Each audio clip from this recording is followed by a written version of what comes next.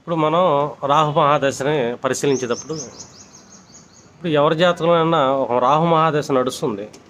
ఈ రాహువుకి చంద్రగ్రహం కానీ లేదా కుజగ్రహం కానీ వీళ్ళు ఎప్పుడైనా సరే రాహుకి 159 కనెక్షన్లో ఉంటే కనుక ఈ రాహు మహాదశ చాలా ఇబ్బందికరంగా ఉంటుందని కూడా చెప్పచ్చు. ఇప్పుడు సమ్ కేసు ఒక తులా లగ్నం తీసుకుంటే చంద్రుడు దశమాధిపతి అనుకుందాం.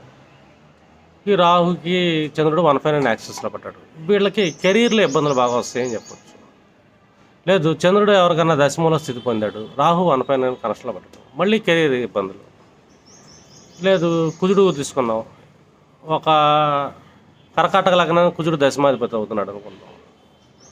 లేదు, ఒక కుంభ లగ్నానికి కుజుడు దశమాధిపతి. వీళ్ళకి రాహుకి కుజుడికి 159 ఉంది. వీళ్ళు కెరీర్లో అబ్స్టాకిల్స్ ఎదుర్కొంటూ ఉంటారు. ఎప్పుడైనా సరే కుజ చంద్రులు రాహు 159 అయితే కనుక కష్టాలు ఉంటాయి.